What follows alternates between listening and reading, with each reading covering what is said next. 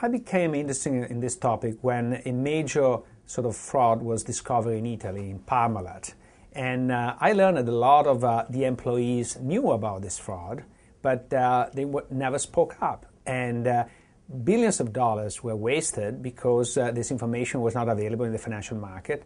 Millions of dollars were spent in accountants and credit rating agency, etc., trying to get this information right. And but this information did not come out. So there was a mismatch between sort of the information available for the employees and the information available in the financial market. And I wanted to understand how to fix this mismatch. This is a very simple study to explain. I think the right analogy is the FAA, the Federal Aviation Administration. After every major, even minor, problem in an airplane, they study the problem and try to see what went wrong and how to fix it for the future. I don't think we do that as much in finance. People don't like to focus on mistakes. They like to focus on successes.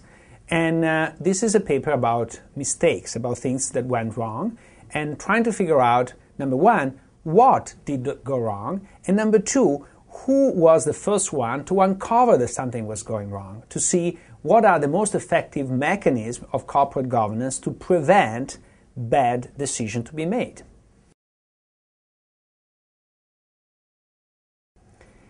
I think that in this moment people might be less interested about corporate fraud because there was an explosion of that in the beginning of the new century, and then the attention has subsided somehow because everything goes well. So it's not as topical as could have been 2 or 3 years ago, but that's the difference between sort of research and academic research and a newspaper. What we are interested in trying to learn from the mistakes in the past and trying to make proposals to avoid this mistake in the future. So it is topical as far as sort of policy is concerned, because we are in a moment in which we are trying to rethink Sarbanes-Oxley and see what was right and what was wrong, whether it was excessive or not.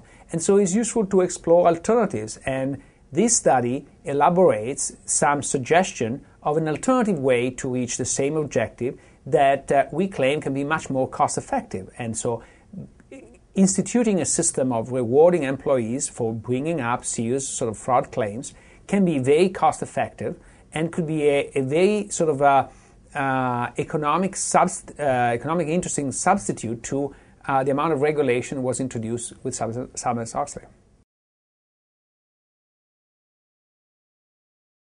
There are a lot of surprising findings. The first one is that the people and the institutions that you would normally think as the institution that should sort of limit fraud are not particularly effective or not particularly important. The SEC accounted for only 8% of the discovery cases, and this fraction was even lower before Sarbanes-Oxley. So the SEC was basically completely absent from the picture. And even sort of a class action suit are a way to punish the people who did the fraud, but another way that lead to discovery. The lawyers tend to piggyback on somebody else doing the discovery. So where does the discovery come from? Actually, another puzzling result is the impact of short sellers, people who borrow stocks to sell it, expecting bad sort of information to come out, can account also for a very small fraction of the cases. So where do the cases come from? We see that the media are very active. We see that the employee, in spite of the fact that in most cases they're not rewarded, they are active.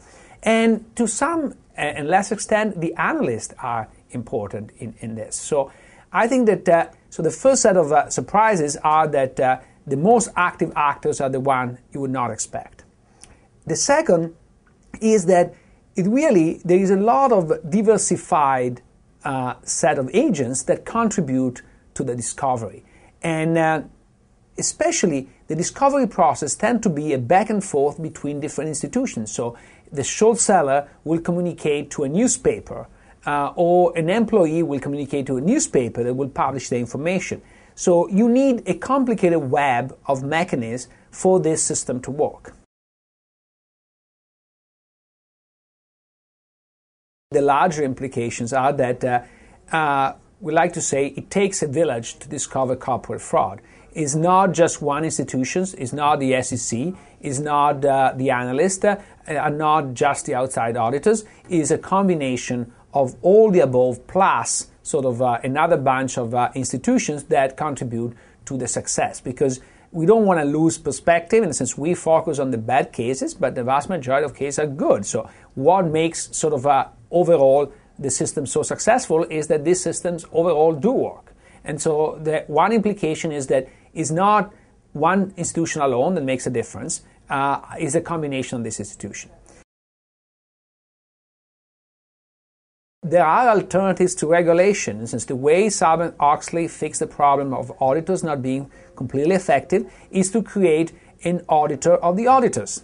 And so the next time there will be a problem, we will have the auditor of the auditor of the auditor. And every layer costs millions and millions of dollars. So we say maybe the simplest thing to do is offer a reward for people who see bad information on the job and come up and talk.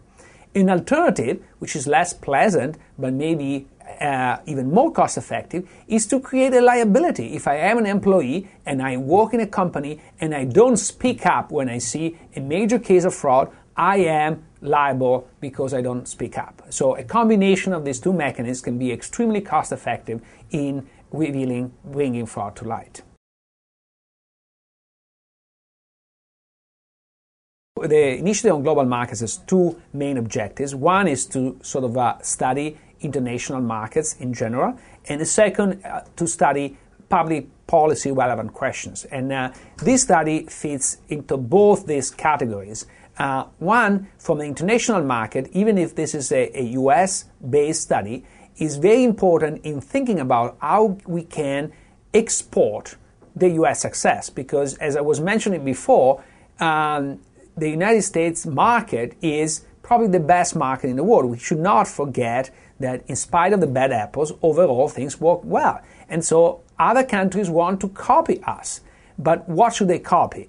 And our studies say if you just copy the SEC, that's not going to bring you a lot of distance. Maybe it's more important to have free and independent press and reward for the employees than any of the stuff that generally is advocated when people are copying the United States.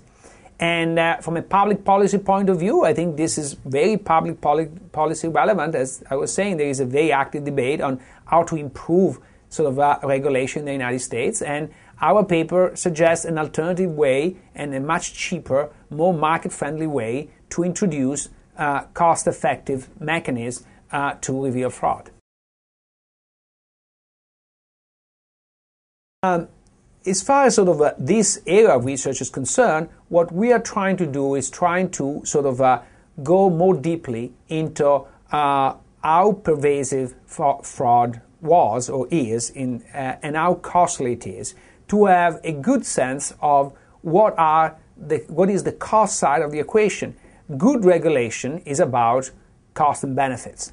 The optimal amount of crime is not zero, because to bring the crime at zero, we'll have to spend billions in police force. So there is sort of a trade-off between cost and benefits, and unfortunately, public policy is not often designed with this cost and benefits in mind, also because the two sides of the equation, especially the benefit side, is very vague. And so the paper we're working on tries to quantify the benefit side by saying how costly is fraud and how much can we bring it down by introducing an element that gives us a sense of the benefits of regulation. And then it's much easier to go and calculate how much you spend in accountants, etc., in terms of the cost, and then you can have sort of your trade-off.